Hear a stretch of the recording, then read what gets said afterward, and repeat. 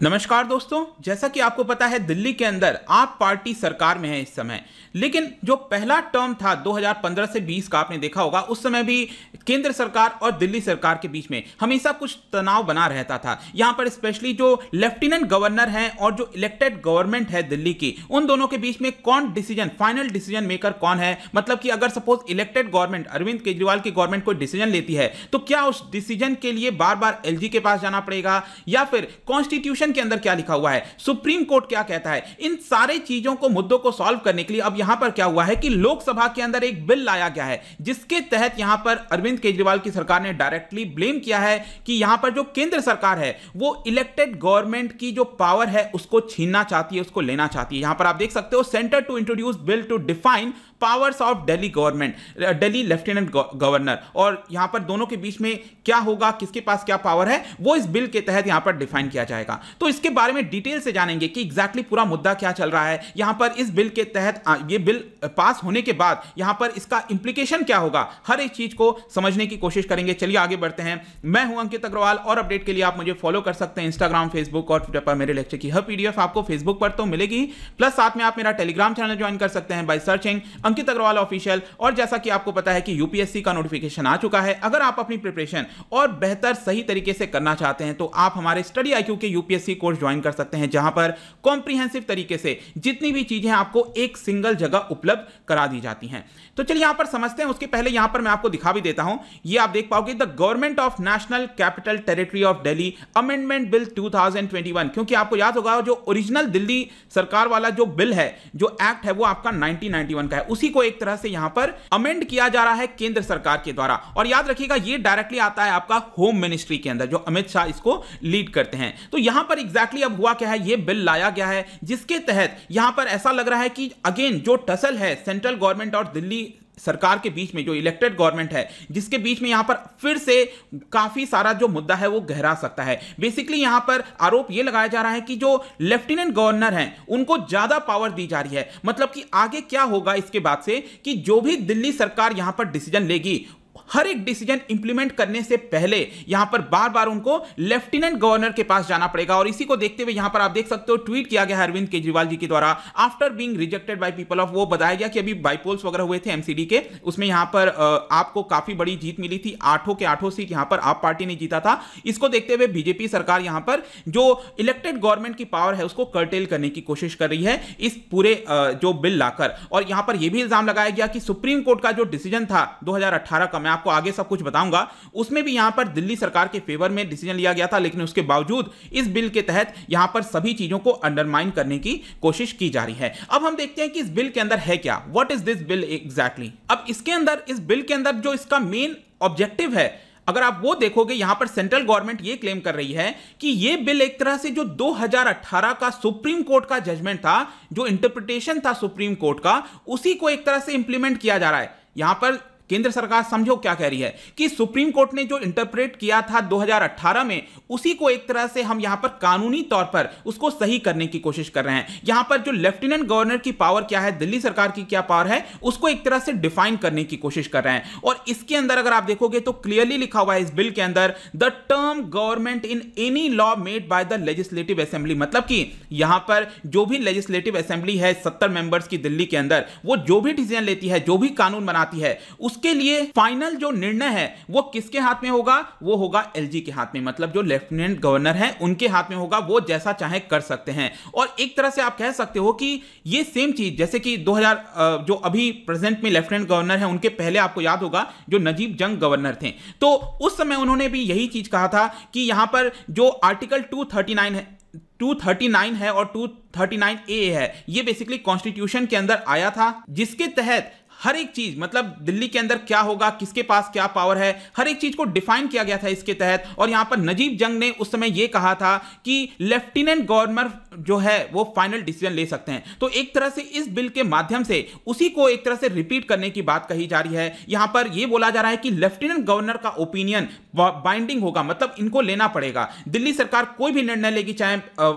Free electricity हो, free water, कोई भी डिसीजन हो, कुछ भी कराना हो, तो यहां पर लेफ्टिनेंट गवर्नर की परमिशन लेनी पड़ेगी। इनफैक्ट यहां पर मैं आपको यह भी दिखा देता हूं कि जो 69th अमेंडमेंट एक्ट आया था 1991 का, जो मैंने आपको बताया, वो एग्जैक्टली है कि आप देख सकते हो इसके तहत ये दोनों आर्टिकल 239AA 239BB ये दोनों जो आर्टिकल है उसको इंसर्ट किया गया था, ताकि यहां पर दिल्ली के अंदर आपको पता है कि यूनियन टेरिटरी है लेकिन इसके साथ साथ लेजिस्लेटिव असेंबली है, तो ये सारी चीजों को लाने के लिए यहां पर एक एक्ट भी पास कराया गया। जैसे कि मैं आपको बताता हूं, हमारे संविधान के अंदर राइट टू एजुकेशन है, ठीक है, आर्टिकल 21A के तहत, राइट। लेकिन क्या वो होना ही इसका मतलब सबको अधिकार मिल गया? नहीं, इसके लिए हमने क्या किया, राइट टू एजुकेशन एक्ट लेकर आए 2010। तो इसके तहत एक कानून लाना पड़ता है, कॉन्स्टिट्यूशन में तो है लेकिन कानून लाना पड़ता है। तो कॉन्स्टिट्यूशन में तो बोल दिया गया, उसको अमली जामा पहनाने के लिए एक तरह से आप कह सकते हो GNCTD एक्ट लाया गया 1991 का, मतलब कि government of national capital territory of Delhi.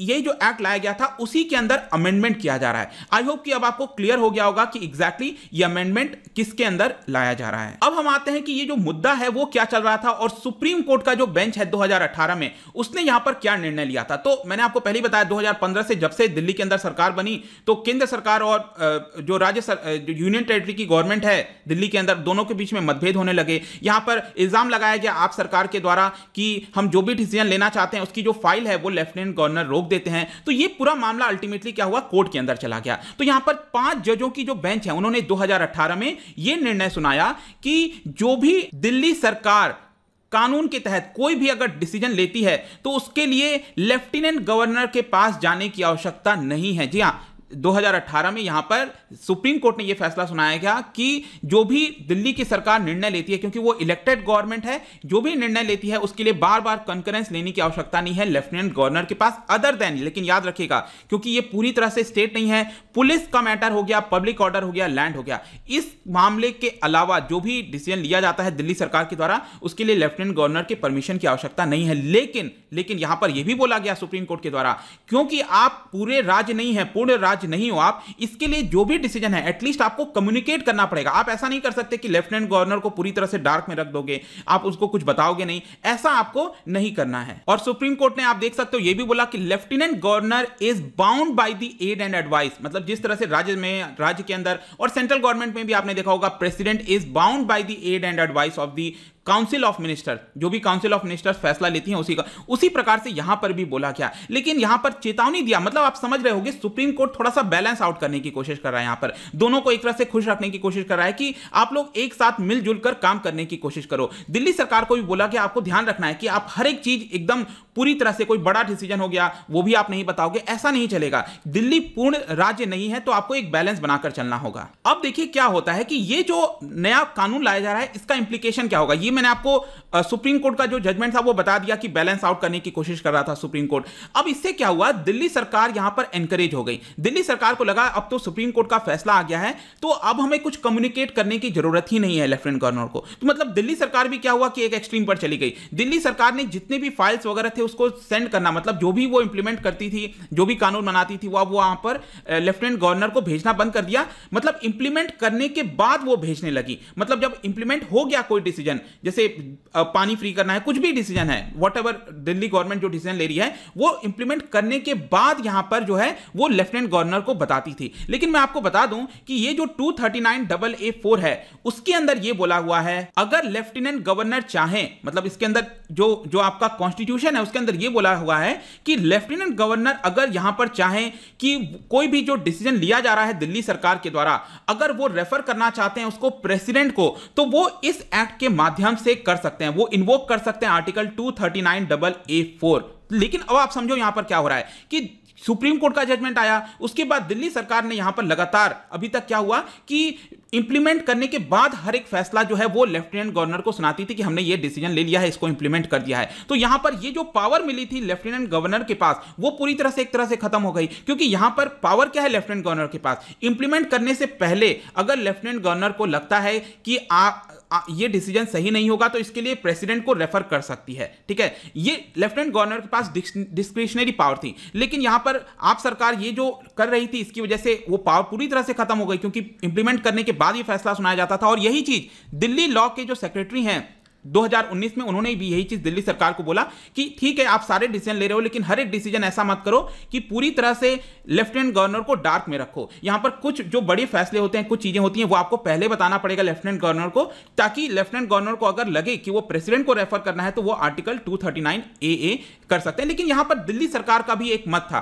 उनका यह पक्ष था दिल्ली सरकार का कि देखिए पहले हम जो भी फैसले लेफ्टिनेंट गवर्नर को बताते थे वो हर एक फैसला रोक देते थे। इनफैक्ट आपको याद होगा कि कई सारे बयान आए थे आप पार्टी की तरफ से कि हम यहां पर चाहते हैं कि आपको फ्री बिजली, पानी, इस तरह की चीजें प्रोवाइड करें, लेकिन सारे फाइल्स जो हैं वो लेफ्टिनेंट गवर्नर अपने पास रखे हुए हैं, इसलिए हम कोई डिसीजन ले नहीं पाते। ये बेसिकली आप पार्टी का ब्लेम था। और यहां पर सेंट्रल गवर्नमेंट अब कह रही थी कि नहीं, यहां पर आप कोई भी फैसला जो है वो पहले इंप्लीमेंट कर देते हो, उसके बाद आप एलजी को बता रहे हो। इन सिनेरियोज के बीच में ये जो ओवरऑल मैंने आपको बताया, पूरा सिनेरियो बताया, इसी के बीच में अब ये बिल लाया जाता है जहां पर सेंट्रल गवर्नमेंट कह रही है कि ये जो भी डिसीजन आप लोगे, कोई डिसीजन हो, कोई भी एग्जीक्यूटिव ऑर्डर हो, आपको पहले एलजी को बताना पड़ेगा, तभी आप यहां पर ले सकते हो। तो मतलब सेंट्रल गवर्नमेंट भी ये बिल लाकर एक तरह से क्या करी है, एक्सट्रीम में चली गई है। सेंट्रल गवर्नमेंट ने भी कोई स्पेस नहीं छोड़ा है यहां पर कि थोड़ा स्पेस दिया, क्योंकि डे टू डे का कार्य होता है। आप हर एक चीज के लिए लेफ्टिनेंट गवर्नर के पास फाइल भी तो नहीं भेज सकते, ये भी बात सही है।